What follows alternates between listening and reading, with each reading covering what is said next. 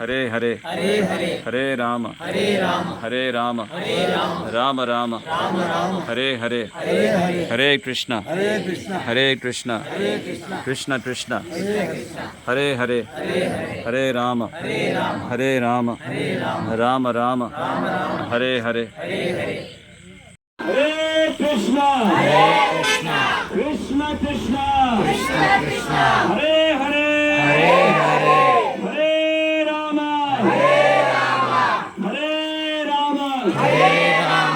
राम राम ఇంకా గట్టిగా చెప్పాలి. హరే కృష్ణ హరే కృష్ణ హరే కృష్ణ హరే కృష్ణ కృష్ణ కృష్ణ కృష్ణ కృష్ణ హరే హరే హరే హరే హరే రామ హరే రామ హరే రామ హరే రామ రామ రామ రామ రామ హరే హరే హరే హరే హరే కృష్ణ హరే కృష్ణ హరే కృష్ణ హరే కృష్ణ కృష్ణ కృష్ణ కృష్ణ కృష్ణ హరే హరే హరే హరే హరే రామ హరే రామ హరే రామ హరే రామ రామ రామ రామ రామ హరే హరే హరే హరే जय कलियुग धर्म हरिनाम संकीर्तनम की జై जय बोलो श्री राम भक्त हनुमान की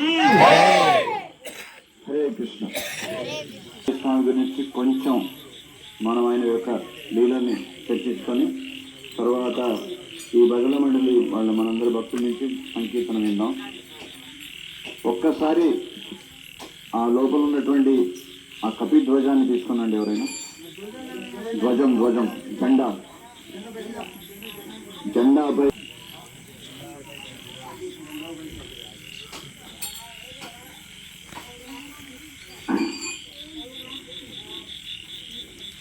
చెప్పండి ఒకసారి. మనోజవం మారుత తుల్యవేగం జితేంద్రియం బుద్ధిమతాం వరిష్టం పాతాత్మజం వానరయోధ శ్రీరామ దూతం శిరసా నమామి. హనుమంతుడు వారు ఉన్నారండి.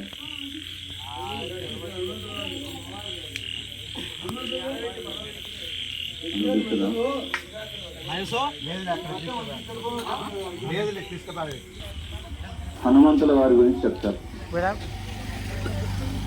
అదేంటండి, ఆంజనేయ స్వామి త్రేతాయుగం కదా, రాముడి కాలం నాటి వాడు కదా, మరి ద్వాపర యుగంలో కృష్ణుడు ఆ ఆంజనేయ స్వామి గురించి ఎందుకు చెప్తున్నారని మీరు మనసులో భావించవచ్చు. కానీ రాముడికి కృష్ణుడికి ఏమైనా భేదం ఉందా?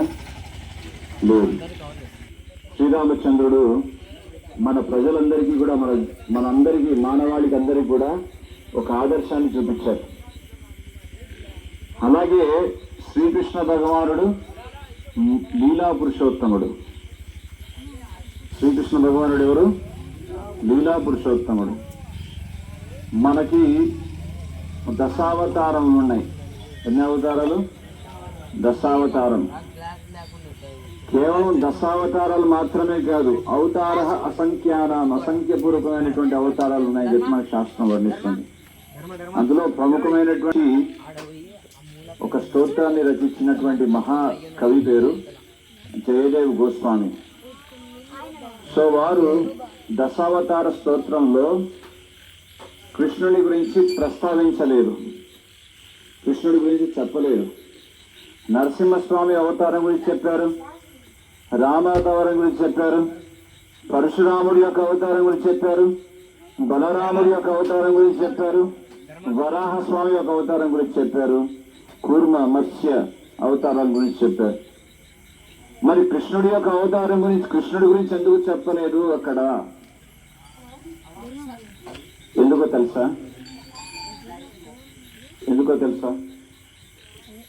కృష్ణుడు అవతారం కాదు, కృష్ణుడు ఎవరు? అవతారి. కృష్ణుడు ఎవరు? అవతారి.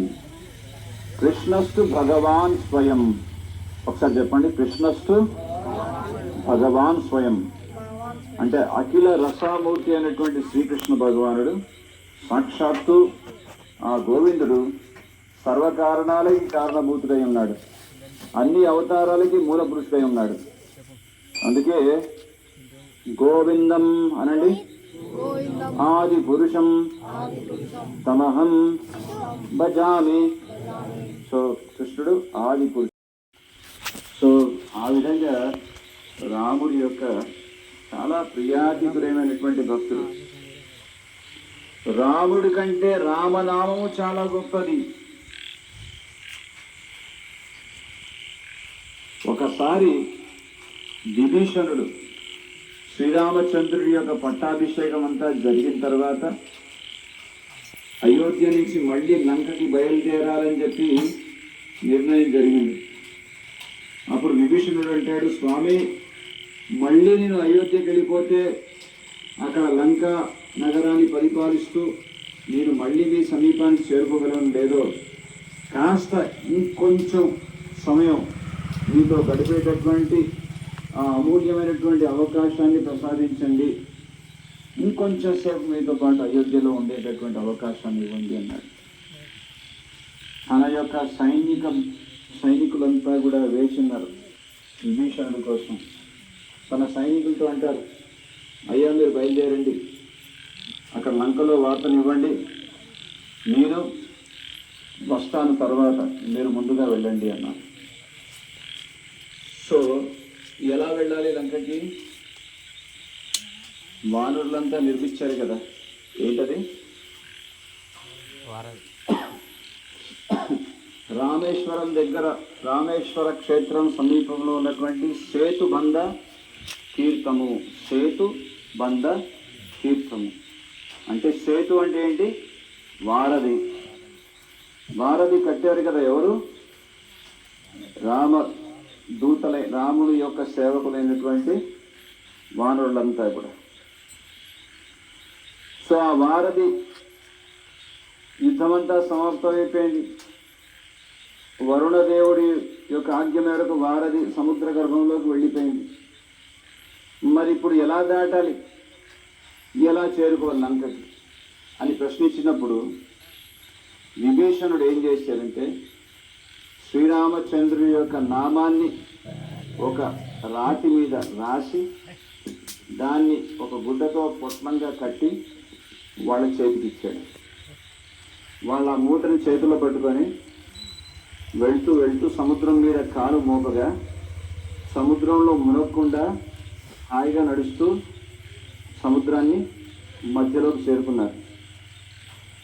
మధ్యలో చేరుకున్నసరికి ఒకసారి వాళ్ళకి మనసులో సందేహం కలిగింది, ఏముంది అంత గొప్ప శక్తి ఇందులో, మనని సముద్రంలో ఉన్నటువంటి నీటి మీద కూడా నడిపించేటటువంటి ఆ శక్తి ఏముంది దీంట్లో, తీసి చూద్దామని చెప్పి తీసి చూశారు. అప్పుడు ఏముందో తెలుసా? దాని మీద చిన్న రాయి ఒక గులికల మీద శ్రీరామ అనేటువంటి నామాన్ని రాసి మూట కట్టాడు. ఎవరు? విభీషణుడు. ఆయన యొక్క శ్రద్ధ, ఆయన యొక్క పరిపూర్ణమైనటువంటి విశ్వాసాన్ని, భక్తిని అంతా జోడించి రాముడి యొక్క నామాన్ని రాశాడు. సో ఆ కారణం చేత ఆ రామనామాన్ని వాళ్ళ చేతిలో పట్టుకుని బయలుదేరినప్పుడు ఆ శక్తి వాళ్ళని మునగకుండా నీటిలో దుర్యోధనుడి యొక్క తరఫునే యుద్ధం చేశారు కనుక ఆయన కూడా ఓటమిని రుచి చూడక తప్పలేదు. ఆఖరికి అర్జునుడి యొక్క గురువు అయినటువంటి ద్రోణాచార్యుడు కూడా, వీళ్ళందరూ విసిరేటటువంటి అస్త్రాలు సాధారణమైనటువంటివి కాదు. అస్త్రము అనండి, అస్త్రము. ఈ అస్త్రం అనేది మంత్రాలతో సృష్టించబడినటువంటి శక్తి కలిగినటువంటి దివ్యాస్త్రములు. ఒక కుశాగ్రాసాన్ని తీసుకొని దాంతో మంత్రం అనేది పఠించి తద్వారా దాన్ని బ్రహ్మాస్త్రంగా వాడి శత్రు మీద ప్రహారం చేయడం అనేది జరిగింది. అంత శక్తివంతమైనటువంటి అస్త్రములు. శస్త్రము అనగా అది ఒక ఆయుధము, అది మనం తయారు చేసుకోబడినటువంటి ఆయుధాలు. అటువంటి దివ్యమైనటువంటి అస్త్రములు, శస్త్రములు అనేవి చాలా భయంకరంగా, భీభత్సంగా ప్రయోగించబడ్డాయి. ఎవరి మీదకి? అర్జునుడి మీదకి. కానీ పైన ఎవరున్నారు? ఆంజనేయ స్వామి, కింద కృష్ణుడు. సో కింది నుంచి కృష్ణుడు, పైనుంచి ఆంజనేయుడు కాపాడుతున్నాడు కాబట్టి ఆ విధంగా సురక్షితంగా ఉన్నాడు. మనం కూడా మన ఇంట్లో మన ఇంటి పైన జెండా పెట్టుకుంటామా?